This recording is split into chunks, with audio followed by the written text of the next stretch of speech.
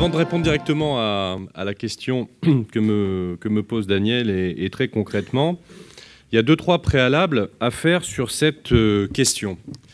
On dit toujours un peu facilement que les journalistes ont tendance à confondre le domaine de la sûreté des entreprises ou de la sécurité privée avec l'univers de la sécurité publique en général, dans le meilleur des cas, voire dans le pire avec le monde du renseignement, c'est-à-dire décrypter le monde des barbouzes ou des forces spéciales. Et donc à partir de ce moment-là, la messe est dite et forcément, tout ce qui relève d'un service de sécurité dans une entreprise est au mieux du flicage, au pire de la barbouzerie pure et simple.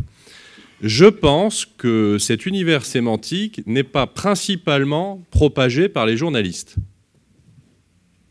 Je crois que cet univers sémantique, l'ensemble des associations qu'il traîne, est d'abord la manière dont la discipline, enfin l'activité de sûreté au sens large, est perçue au sein même de l'entreprise. Quand on a l'occasion, les uns et les autres, les deux Alain, les premiers, j'entends Alain Boer et Alain Juillet, de discuter avec un certain nombre de grands patrons ou de membres de leur comité très dirigeant. Moi-même, quand j'ai l'occasion de m'entretenir avec des patrons sûreté sur la réalité de leur entreprise, il est bien clair que l'ensemble des salariés sont convaincus qu'ils sont d'abord, ces patrons sûreté, les flics en chef de l'entreprise. Et ça, c'est une situation, 1, qui ne peut pas perdurer, 2, qui est extrêmement dommageable à l'ensemble des activités menées sur ce champ en entreprise et qui conduisent régulièrement aux dérives pointées par Alain. Deuxième point essentiel, même si ça semble ne pas couler de source au départ, c'est qu'il n'y a pas d'appui substantiel juridique dans les directions, les fonctions sûreté des entreprises. C'est-à-dire que les connaissances en droit sont quand même généralement assez faibles, il faut bien le dire. Hein. Alain a commencé par un discours assez musclé et étalant la vérité telle qu'elle l'est. Je vais essayer de continuer dans cette voie. Les directions sûreté ne sont pas peuplées que de grands juristes. Je ne leur fais pas offense parce que je comprends bien qu'il y a d'autres préoccupations et ça n'est pas les patrons sûreté ou leurs troupes qu'il faut pointer du doigt pour cela. Pour plein de raisons, la culture juridique n'est pas la première compétence générale dans ces entités. Quant au travail en coordination avec les directions juridiques, c'est encore plus compliqué parce que les directions juridiques dans les groupes ont d'autres sujets de préoccupation, mais certainement pas le droit appliqué à ces questions de sécurité, sûreté. Donc la coordination, quand même pas le top. On a des patrons sûreté et sécurité qui sont également positionnés de manière extrêmement hétérogène dans la pyramide hiérarchique. Vous savez qu'on a tous régulièrement le débat patron sûreté, sécurité, au codir ou pas au codir. Certains, même parmi les patrons de ces fonctions, disent « c'est pas tellement essentiel, ce qui compte, c'est le lien avec le grand chef ». C'est pas faux, mais c'est pas que vrai non plus, pour une bonne et simple raison, c'est que nous sommes dans un pays que nous connaissons bien, et l'affichage, c'est important. Et le patron d'une fonction qui ne siège pas avec l'ensemble de ses camarades, il est quand même perçu de manière étroitement subordonnée. Donc ça n'est pas en faveur d'une montée en niveau de cette activité et de sa réelle prise en compte par l'ensemble des fonctions. Parce qu'il y a aussi d'autres fonctions dans l'entreprise qui ont parfois un comportement un tout petit peu léger. Autre point important, c'est que pour qu'il n'y ait pas de tentation de l'investigation ou de l'enquête interne, mot absolument atroce, encore faut-il que le mot de prévention ou d'alerte soit pas qu'une commodité de langage. Et tant qu'on est réactif, bien évidemment, on est porté à aller vers de l'intervention un peu désordonnée, et voire même vers de l'intervention tout court, parce que c'est ça qui, finalement, pose problème. Donc cette dimension de la prévention, certes, elle est portée par le patron sûreté, parce que c'est à peu près la chose qu'il essaie de faire le plus souvent quand il a bien compris les enjeux de son métier, mais en gros, pardonnez la trivialité de mon propos, ça emmerde tout le monde. Allez parler de la prévention aux autres fonctions de l'entreprise, elles vont vous expliquer que quand même votre boulot, c'est d'être un empêcheur de tourner en rond dans le business et que la sûreté, c'est d'abord contraignant. Prenons des exemples simples, y compris dans les thèmes particulièrement en faveur en ce moment, sur la sûreté à l'international. Quand vous expliquez à un certain nombre de cadres les mesures élémentaires qu'il faut prendre pour se protéger. La plupart vont vous dire oui, oui, mais intérieurement, ils vont quand même penser que c'est juste une contrainte. Et de surcroît, ce qui est encore plus ennuyeux, c'est qu'ils vont penser que ces problèmes n'existent pas véritablement ou ne peuvent pas les concerner. Et c'est toujours vrai. On fait ce constat depuis des années, mais je vous rassure, il est toujours valide.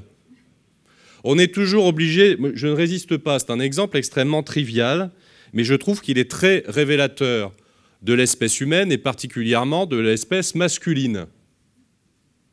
On passe encore notre temps pour le déplacement de ces cadres à leur expliquer que dans un certain nombre de pays, si une grande blonde, une grande rousse ou une grande brune, à leur descente d'avion, les trouve fortement intelligents, délicieusement beaux et tellement intéressants, il faut absolument qu'ils se dépêchent de ne pas les croire. Ça n'est pas vrai. D'accord ? Ils ne sont ni grands, beaux, ni forts, ni intelligents, rien du tout de tout cela. Eh ben, ça marche encore, de la même manière que ça marche encore le gars qui ne prend pas soin de ses affaires ou qui, malgré les avertissements réguliers du patron sûreté, continue à se trimballer non pas avec une simple clé USB, mais avec son ordinateur portable avec ses 15 ans de travail dedans. Ça continue à marcher. Donc ces choses triviales sont toujours d'actualité. Ensuite, et il faut rendre à Claude Tarlet ce qui appartient à Claude Tarlet, puisque ce matin, il m'a fait part du fait qu'il avait inventé la présence en 3D. Nous avons aussi un problème dans les entreprises, c'est qu'il n'y a pas de typologie des risques et des menaces en 3 dimensions. C'est-à-dire qu'on n'essaie pas de scénariser. Sans doute que Alain dirait que c'est une crise de la pensée stratégique, d'une absence totale. C'est-à-dire, imaginons ce qui pourrait se passer et si telle et telle malveillance s'organisait. Ça encore, ça n'est pas régulièrement fait. Et l'enchaînement des conséquences, ou l'absence de réflexion sur l'enchaînement des conséquences, produit aussi ce fait notable que les indéniables conséquences fâcheuses médiatiques sont souvent très mésestimées. Encore, je crois qu'il y a 2 jours, quelqu'un que je ne nommerai pas me disait oui, mais les problématiques sûreté, c'est pas très grave parce que même s'il y a des incidents, ça va pas empêcher l'entreprise de tourner. D'un point de vue médiatique, c'est pas si grave que ça. Je crois qu'on a eu l'occasion de se rendre compte que parfois ça pouvait être quand même assez grave et toucher un certain nombre de gens. Donc cet enchaînement des conséquences fâcheuses et cet aspect 3 dimensions est rarement vu. Alain l'a dit tout à l'heure, donc je ne vais pas y passer beaucoup de temps, mais c'est un point essentiel, je ne pouvais pas manquer de le souligner. La perspective de l'audit dans les entreprises est vraiment extrêmement maltraitée. On a l'occasion, au sein de mon département, de familiariser nos auditeurs avec ces questions-là, et on s'aperçoit extrêmement couramment que c'est un exercice qui est loin d'être certain et maîtrisé par l'ensemble des intervenants dans les entreprises. On en a une conception assez stéréotypée, très rarement indexée sur la réalité de chaque entreprise. Donc souvent, il y a des grilles assez standards, mais donc qui ne servent pas à grand-chose. Et puis surtout, aucune corrélation, effectivement, entre la logique métier de l'audit et le droit, ce qui est quand même très ennuyeux, y compris dans ce qu'on demande aux gens et la manière dont on leur demande. Et je ne parle même pas carrément des impasses sur un certain nombre de domaines. Autre point qui est considérable dans les entreprises et qu'on constate, là aussi fréquemment, c'est qu'il n'y a aucune conception d'une chaîne de sûreté globale. C'est-à-dire on prend 2-3 points de temps en temps qu'on arrive à identifier, dont la sécurité physique, mais le concept d'une chaîne intégrée qui irait de la sécurité physique à la sécurité logique, donc à la cybersécurité, à la sécurisation du patrimoine informationnel, etc., ça n'existe pas. Donc ça veut dire qu'elles ne sont pas du tout reliées, y compris dans leurs conséquences. La question de la sécurité physique, ce n'est pas simplement d'empêcher l'intrusion du même nom, c'est-à-dire physique, c'est également de se demander ce que, par exemple, quelqu'un qui va avoir enfin qui va être le vecteur de cette intrusion, peut chercher dans l'entreprise. Ce n'est pas simplement d'y rentrer. C'est que va-t-il chercher, par exemple, à voler? De quoi va-t-il chercher à s'emparer? Quel est l'objet de sa prédation? Et quand c'est une prédation pour le moins immatérielle, ça va changer un peu les données du problème et de la forme de son intrusion. Cette réflexion sur la chaîne de sûreté globale au sein de l'entreprise n'existe pas vraiment. Autre grand point de difficulté, la coordination avec les pouvoirs publics. Nous confondons dans ce pays la coopération publique-privée et les peopleries. C'est pas... Je vais reprendre, vous vous rappelez, j'y résiste pas parce que c'est un homme que j'aime beaucoup, enfin que j'aimais beaucoup. Vous vous rappelez de ce que disait Coluche sur les gens qui se rencontraient dans les milieux autorisés? Bon, qu'est-ce que tu fais? Moi, je vais peut-être m'autoriser à penser à un truc. Salut, moi, c'est brushing. Voilà. Donc, les peopleries, c'est à peu près ça. C'est-à-dire que vous pouvez avoir des directeurs sûreté qui rencontrent des hauts fonctionnaires dans le cocktail qui va bien, comme on dit chez les militaires. C'est pas pour autant qu'ils parlent ensemble de leurs problématiques. Les gens peuvent se croiser, peuvent se connaître très bien. À aucun moment, ils parlent métier. Donc, ils s'ignorent les uns les autres et ils ignorent leurs problématiques les uns les autres. Il se trouve que j'ai l'occasion de parler quand même assez souvent à des hauts fonctionnaires, par ailleurs plein de qualités. La réalité de l'entreprise leur échappe assez pleinement. Et certains diront, oui, mais il y a quand même des échanges qu'on appelle vulgairement dans notre pays le pantouflage. Parce qu'une grande organisation, c'est une grande organisation, qu'elle soit publique ou privée. Effectivement, diriger une administration ou un grand groupe de CAC 40, dans notre pays et dans la structure de nos organisations, ce n'est pas très différent. Mais quand on parle de logique métier un peu plus spécifique, et quand on parle d'encadrement, non pas intermédiaire, supérieur, mais qui s'intéresse déjà plus au métier de l'entreprise, cette coordination existe très faiblement, les gens se connaissent très mal et sont dans une grande difficulté pour partager sur leur métier et savoir surtout quels sont les besoins les uns des autres. Ils les ignorent assez largement. Et moins existe la coordination entre les pouvoirs publics et l'intérieur des entreprises, plus les dérapages sont possibles et surtout, moins la répartition des tâches entre prévention d'un côté pour le privé et intervention pour les pouvoirs publics peut être respectée, puisqu'on ne sait pas ce que peut faire l'autre.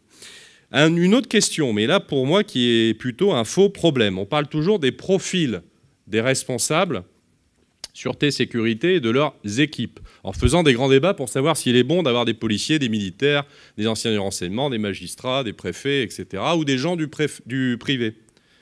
Ce débat n'a absolument aucune importance. Aucune.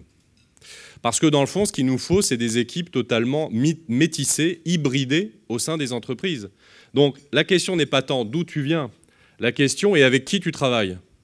Et dans des équipes sûreté, dans les entreprises, il doit y avoir des gens de tous les horizons. Et c'est ça qui compte. C'est cette hybridation des équipes. Parce qu'il est tout à fait intéressant d'avoir un ancien policier ou un ancien gendarme pour savoir ce que c'est réellement que la procédure, ce qu'on ne peut pas faire et ce que l'on peut faire. C'est très intéressant pour confirmer cette dynamique-là d'avoir un magistrat. Et c'est très intéressant d'avoir un homme de l'entreprise qui connaît bien la chaîne métier de l'entreprise, la chaîne de la valeur ajoutée, pour savoir à quel endroit il y a des choses à protéger, quels sont les personnages importants qu'il faut convaincre dans l'entreprise, ce qui va être acceptable et ce qui ne va pas l'être. Et encore une fois, j'entends plus souvent des débats stériles sur le profil des uns et des autres que cette idée de l'hybridation des profils.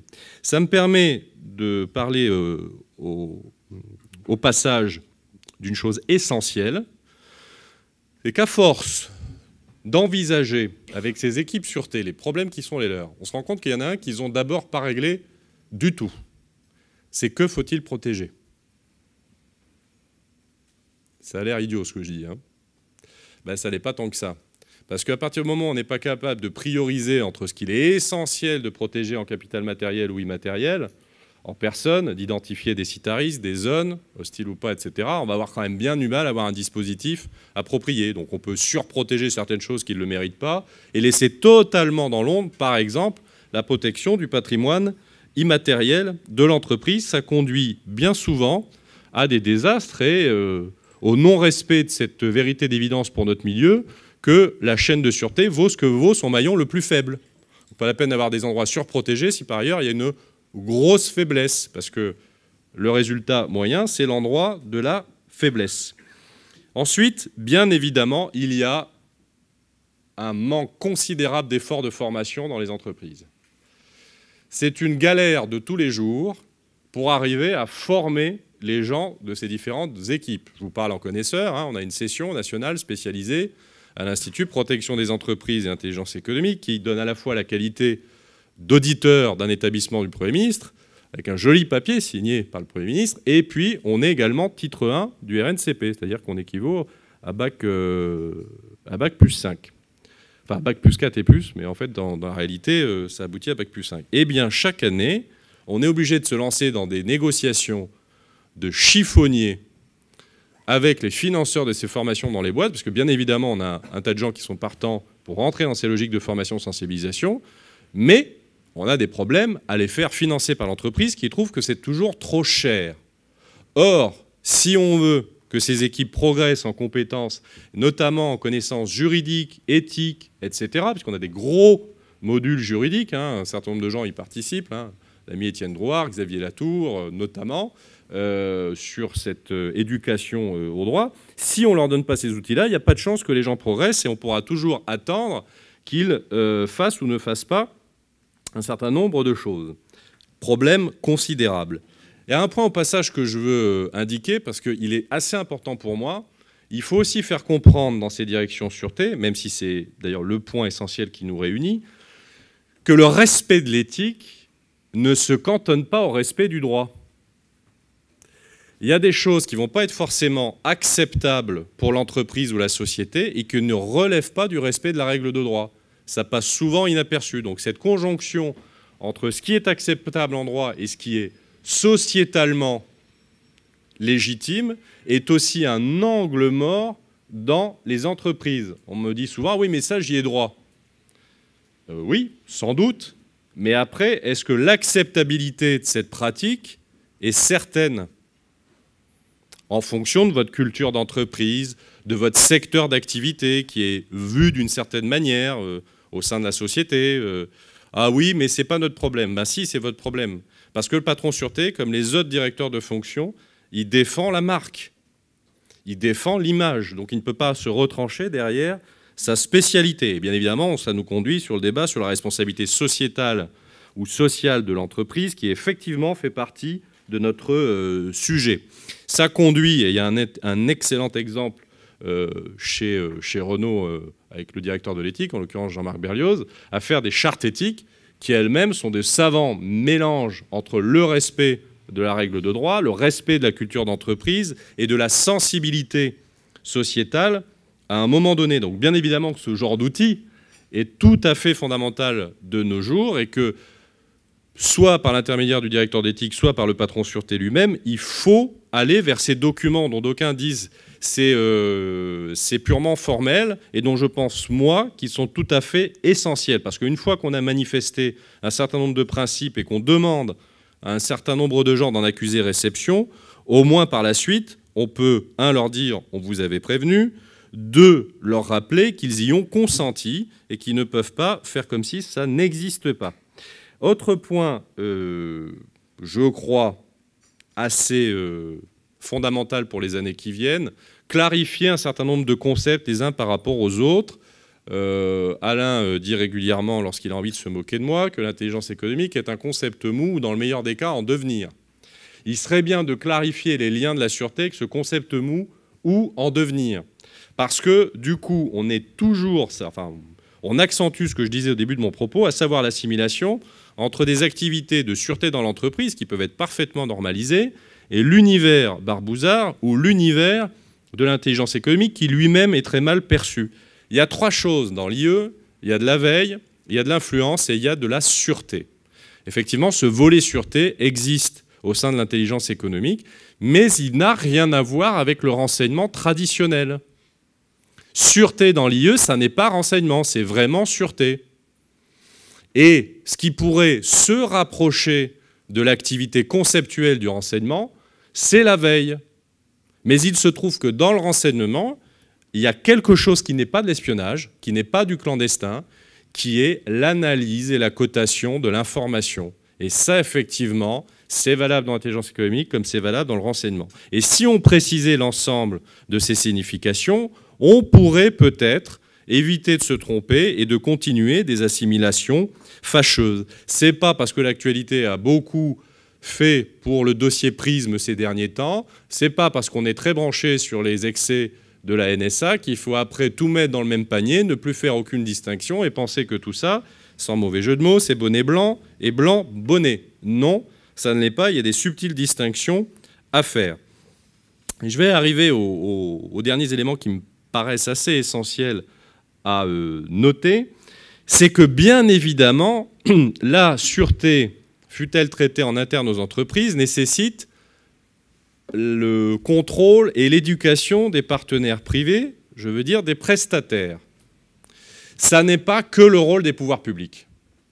Ça n'est pas que le rôle de la DISP et du CNAPS de faire en sorte que le milieu se moralise. Bien évidemment que les donneurs d'ordre ont un grand rôle, de par l'exemple qu'ils donnent, de par la qualité des patrons sûreté, et également d'après la rémunération du travail demandé et fait. Au bout d'un moment, il faudra que tout le monde puisse, en conscience, dire des choses assez simples et claires. On ne peut pas se payer une Rolls au prix d'une 2 chevaux. Ça n'est pas possible. Hein, donc le prix des prestations de sécurité reste un problème. Et bien évidemment, je sais que j'en ferai hurler certains, j'ai entendu encore récemment un certain nombre de propos. Non, les directions des achats ne sont encore pas convaincues qu'il faut évaluer sur d'autres critères que le prix. Moi, ce que je constate, les discussions que j'ai ne vont pas dans ce sens. Et il y a suffisamment de patrons sûreté qui me disent régulièrement qu'ils conservent des gros problèmes avec ces directions des achats. Et pour finir, je voudrais aller vers quelque chose qui me tient à cœur, surtout en ce moment, parce que je passe ma vie à le répéter. C'est une chose qui plaît beaucoup à Claude. Je suis convaincu qu'il faut faire exploser la formule de sécurité privée. Ou alors qu'il faut l'élargir considérablement. Soit d'un côté, il y a la sécurité publique, dont vous voyez tous à peu près à quoi elle correspond. Et de l'autre, il y a la sécurité privée, c'est-à-dire des activités à périmètre extrêmement large qui vont de la sécurité physique à la cybersécurité, en passant par la sûreté à l'international, la protection de l'image et de la réputation, et on a une expression très large de la sûreté qui englobe tout le volet sûreté de l'intelligence économique, et donc la sécurité privée ne se résume plus à combien tu as de vigiles, soit cette formule ne sert à rien, et on ne pourra jamais monter le niveau. Parce que dès que les gens penseront sûreté, ils penseront sécurité privée et ils penseront peu ou prou milice patronale.